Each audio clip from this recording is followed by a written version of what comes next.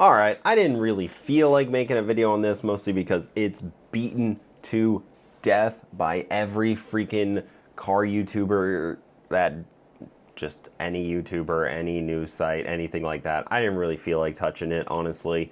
I made a couple of shorts on it. I didn't really feel like making a long form video. But I keep seeing so much incorrect things and people like saying things that are just kind of ass backwards and feel like they're not part of this storyline or not part of what's going on at all. And I may have things wrong too, but I feel as I understand it is actually, I'm pretty on point with a couple of my takes. Maybe not, but also you guys kind of, some people come here to learn about these kind of things without having to search other news sources. I don't really have much agenda besides talking about things that I find interesting. So let's talk about it. So Mr. WhistlinDiesel the other day was apprehended at his house due to tax evasion charges. The state of Tennessee was coming after him because he evaded a sales tax on his $400,000 Ferrari F8. You know, that one that he accidentally caught on fire in the middle of a field and it burned to the ground, and then also I guess burned down like the rental car that was next to it, which was kind of a funny turn of events. The video was pretty hilarious. I mean, I think he was even slightly upset about that because he actually wanted to abuse the car a little more, and it ended up burning to the ground almost immediately. I'm sure the person that were most upset about it was Ferrari themselves, and they probably wanted to get him, you know? Ferrari is a vengeful company. You know, if you wrap your car weird or if you use their branding in any form, if you do anything with their cars that they don't like, even if you painted a color they don't like, they will make your life difficult in any way they can. So I even feel that they may have tipped off the Tennessee government on this one. You know, maybe they said, listen, this guy's got Montana license plates. So I guess that's the whole thing. So he had Montana license plates on it. If you don't know, the Montana license plate loophole is one used far and wide by people because all you have to do is get a Montana LLC at some P.O. box in Montana. I imagine there's just a gigantic bank of P.O. boxes in Montana somewhere, just tens of thousands of them, where people get a P.O. box or an address of any kind, and boom, you have a Montana LLC. You can register your car in Montana. You don't have to deal with your state emissions or anything like that. And it's no sales tax. So on a $400,000 vehicle, I guess you save something like $30,000 in sales tax. Not very small, especially if you do it multiple times on a bunch of different vehicles. A lot of people use them on RVs because, you know, you're talking about like $1 million RV. You save, I don't know, 60, 70K on sales tax. Dang near buy yourself the trailer that goes along with it and then save sales tax on that too. But where are we going with this? So what do people keep saying? Now, Tennessee is coming after both WhistlinDiesel LLC and Cody Detweiler for repayment of the sales tax. And they made a huge spectacle about it. They went there with 10 cops, walked all the way up his driveway, put him in handcuffs, dragged him off to his house or to their cars, brought him into the station, did the whole thing. He had what I believe looked like $2 million in bond was required, but if you use a bail bondsman, you only pay 10% of that, but then the bail bondsmen get the whole thing. It was either $200,000 or $2 million. I don't know how the decimal points were put, if there was 0.00 cents or not. I don't know.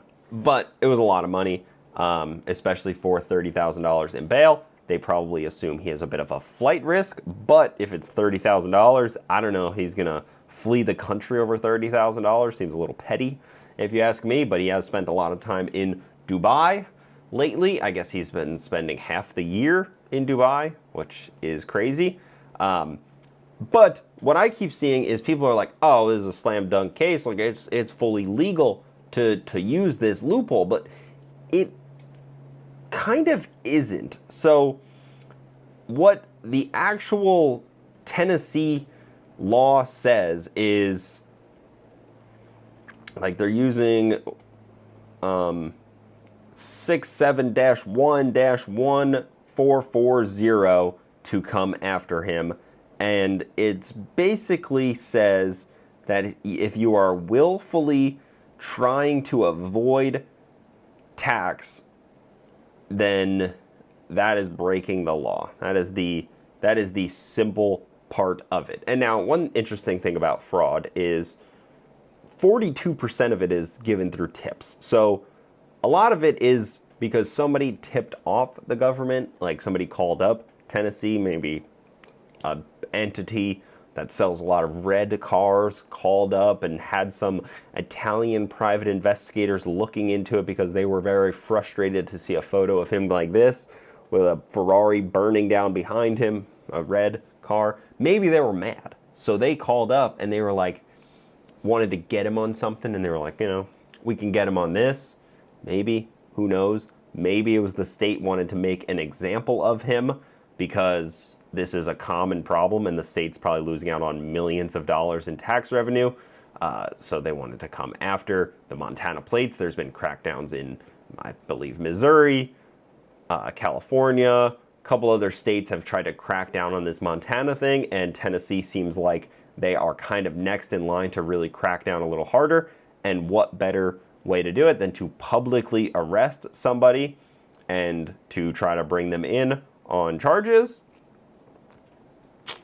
I see how that would be pretty effective, especially if you actually can get him found guilty on these charges. He may claim, like, I didn't know, this was my tax guy's fault, he was supposed to know. He may kind of claim that. That's what I see a lot of. But it is actually a written law. I had it somewhere here.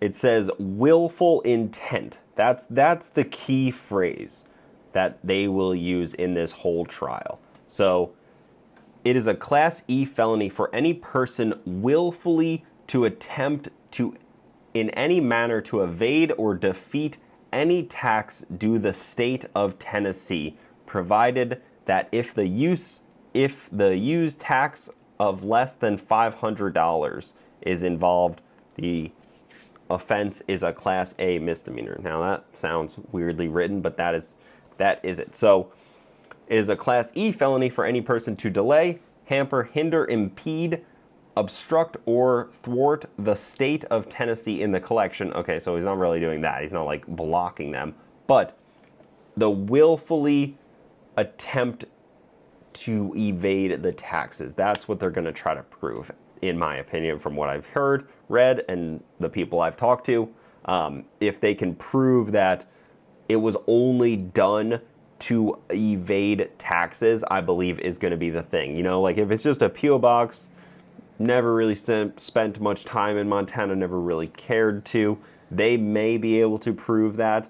That could obviously be jail time or just a fine or something along those lines. It's unlikely that's going to be jail time. It'll probably be a fine and paying the back taxes. But again, was it done to willfully avoid taxes?